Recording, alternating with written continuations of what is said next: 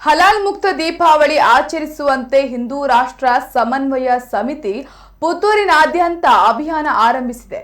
ಇಂದು ಪುತ್ತೂರಿನ ಶ್ರೀ ಮಹಾಲಿಂಗೇಶ್ವರ ದೇವಸ್ಥಾನದ ವಠಾರದಲ್ಲಿ ಕರಪತ್ರ ಹಂಚಿ ಅಭಿಯಾನ ಆರಂಭಿಸಿದ ಹಿಂದೂ ರಾಷ್ಟ್ರ ಸಮನ್ವಯ ಸಮಿತಿಯವರು ದೀಪಾವಳಿಯನ್ನ ರಾಷ್ಟ್ರದ್ರೋಹಿ ಹಲಾಲ್ ಮುಕ್ತವಾಗಿ ಆಚರಿಸಿ ಎಂದು ಕರೆ ನೀಡಿದ್ದಾರೆ.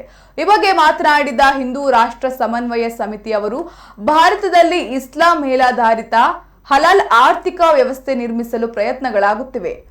FSSAIನಂತಹ ಸರ್ಕಾರಿ ಸಂಸ್ಥೆಯ ಪ್ರಮಾಣ ಪತ್ರ ತೆಗೆದುಕೊಂಡ ನಂತರವೂ ಇಸ್ಲಾಮಿ ಸಂಸ್ಥೆಗಳು ಸಾವಿರಾರು ರೂಪಾಯಿ ತೆಗೆದುಕೊಂಡು ಪ್ರಮಾಣ ಪತ್ರ ನೀಡುತ್ತಿವೆ.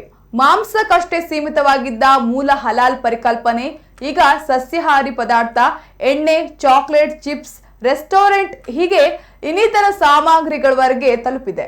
ಹಾಗಾಗಿ ಹಲಾಲ್ನಂತಹ ಉತ್ಪನ್ನಗಳನ್ನ ಹಿಂದೂಗಳಾದ ನಾವು ಉಪಯೋಗಿಸದೆ ಹಲಾಲ್ ಮುಕ್ತ ಆಚರಣೆ ಮಾಡಬೇಕಿದೆ ಎಂದರು.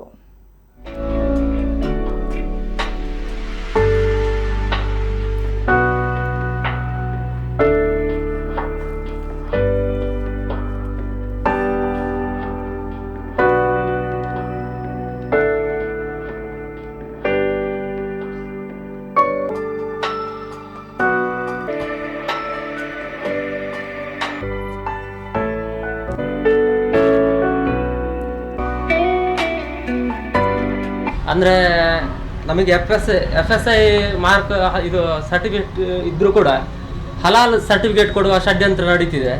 ಅಂದರೆ ಎಲ್ಲ ಪ್ರಾಡಕ್ಟ್ಗಳಲ್ಲಿ ಹಲಾಲ್ ಸರ್ಟಿಫಿಕೇಟ್ ಕಡ್ಡಾಯ ಮಾಡಬೇಕಂತೇಳಿ ಅವರು ತುಂಬ ಜಾಗೃತಿ ಮಾಡ್ತಿದ್ದಾರೆ. ಅದರಿಂದ ನಮಗೆ ಹಿಂದೂಗಳಿಗೆ ಅಥವಾ ಬೇರೆ ಸಂಪ್ರದಾಯ